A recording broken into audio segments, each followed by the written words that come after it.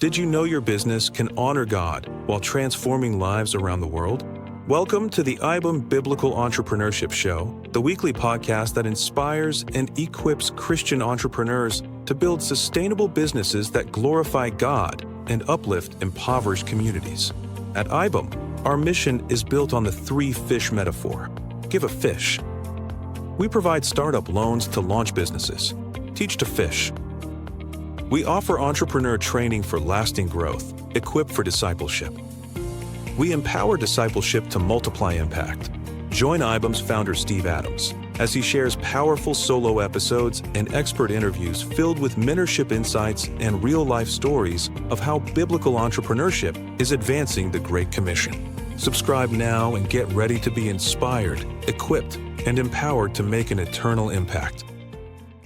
Hey everyone, Steve here from 𝐸𝐴 and iBAM to talk about video number 4, how to manage your loan portfolio and how to do loan administration, okay? And again, these are overviews. They're not exhaustive videos, okay? This takes years of practice, okay? All right, now we're gonna talk about what do you do after the loan is approved, all right? The key thing truly is you have to train your borrower, okay? And what I mean by that is you got to train them that someone is going to stay connected to them, that they don't just receive the money and then go do their thing and no one ever talks to them, okay? And we achieve this two ways. One, everyone has to have a coach right at the beginning in phase 1 that they identify and commit to before they can even go through the process. We will not approve a loan, and you should not approve a loan unless they have an identified coach that you are comfortable with, okay, who is committed to meeting with them at a minimum of quarterly, but it should be monthly. Number 2, the master trainer. I'm not saying you have to be a coach, because a lot of master trainers are busy people running their own businesses. They don't have time to take somebody all the way through the process and then be their coach. I understand, but check in with them once in a while. Send them a text, ask them, how are they doing? Because you build up a lot of trust and relationship with them over time, or you already have from a prior, before you ever did any of this, okay? So it's really important that those two people check on them, okay? The next thing I want to talk about is if your student misses a payment and they're late, even 2 or 3 days, 5 days, the administrator needs to know this and they need to communicate it to the coach and to the master trainer. And then the administrator needs to let this person know they're late, okay, and that they're watching, okay? You have to train people. We used to say this at the banks I worked at. We train our customers to pay on time, because if we say nothing, they will pay us late every time. It's just human nature. You don't really gain anything from it after the first month. I never understood why people do it, but it's human nature. So we need to work against that by training them. When we say the payment is due, it's due, and they need to pay the loan on time. That is an integrity issue before God. It is part of their testimony. They need to follow that, okay? And many times it's busy people and it's an oversight. With all the tools that are available today, you should be able to have them set it up and make a payment automatically, okay? All right, third thing is you want to communicate early. If you learn the student is beyond an oversight, but they have genuine problems, you want to get people involved, okay? Bring elders of the church or friends of that person, the coach. Maybe you as a trainer get involved, or maybe the administrator gets involved. And you, very early in the process, before it spirals out of control, and you help them. Let me tell you, a lot of students at this stage, when they realize, oh no, I've got a problem, they hide because they're ashamed and they don't want to admit that they're failing. It's exactly the opposite of what should happen. You should get involved and help them, because I would say the majority of the problems are things that are fixable when you bring more wisdom, collective wisdom around the person. Oftentimes they're not using their time properly. They're not being disciplined. They're not being diligent. They're not exercising wisdom and prudence. They may be pursuing the wrong paths, and people around them can redirect them and hold them more accountable to their plan. Or if they need to adapt to change, help them to recognize that early before they run out of money.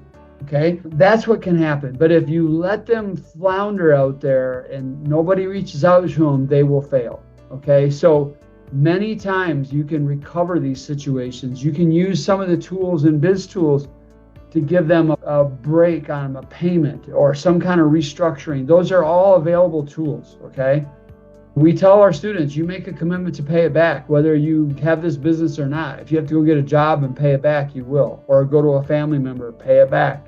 This is an obligation to God's people, okay?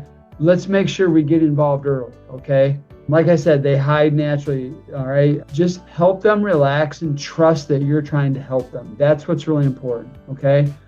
And I will tell you also, there's always a creative solution. I've done this many times in many situations. Sometimes a little more money needs to be put in. We're open to that. Sometimes costs simply need to be cut that they're not making the tough decision on, and you help them make it. Sometimes they have to get a part-time job somewhere else while they run their business, but do both. I had to do that for 4 years to keep my business working. All right. If they're open, there is a solution. Okay. So let's talk about what the loan administrator should be doing also following a loan every month, basically. The number one, they should review the entire portfolio of loans.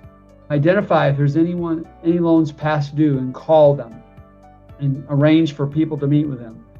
Third, they want to confirm that students are meeting their coach and turning in their financial reports that they committed to when they got the loan. Number four, utilize the tools in Biz Tools if you need to modify the loan terms. Don't do it right away, but at times you're going to need to do it and use those tools, okay? And if you have trouble knowing what they are, reach out to us at iBAM. Daniel, Lily, others know how to do this. Meet with your loan committee one time a quarter and just talk about an overview of the loan fund performance. How are we doing? What percentage of people are paying their loan on time? Make sure the loan administrator is confirming the balances every month, okay? And keeping your records really pristine, okay? That's a stewardship issue, okay? That's it, okay? That's what you have to do. Post-loan and being the administrator of the loan fund. And let me just say this again. If you do this well, you will build trust and credibility with the team at iBAM, and that will empower us to go out and raise a lot more money, because when you're successful, that causes donors around the world to get excited and want to resource that, all right? Money always follows vision and success, okay? It falls away from failure, okay? So we want to run a good process. We want to follow up with our people who are having trouble, and we want to have a high repayment rate. And when we do, then you can expand what you're doing over and over, okay? So anyway, thank you. Have a good day. Thank you for listening to the International Business as Mission podcast, a space where we explore how to build businesses rooted in biblical principles that create global impact. But we're not just here to talk. We're taking action to spread entrepreneurship to poverty-stricken communities around the world. Our mission is to be the catalyst that empowers people to build sustainable livelihoods and break the cycle of poverty. We follow the 3 fish principle. 1, give a fish, providing startup loans to empower entrepreneurs. 2, teach to fish, offering entrepreneurial training for sustainable business practices. And 3, equip for disciple making, building a community that supports spiritual growth alongside business success. This is life-changing work, but we can't do it alone. We need passionate impact partners like you to join us on this mission by becoming a donor. Your generous gift will directly fund the establishment of new businesses that provide dignified work and hope. Just imagine your donation could help a single mother in rural Africa start a small farming venture that allows her to feed her children and send them to school, or a young man in Southeast Asia to launch a small business. Breaking the chains of generational poverty. This is the power of entrepreneurship as a force for good. Will you join us in unleashing it? Go to ibam.org now to start impacting lives through the transformative power of business as mission. Together we can create a world of flourishing.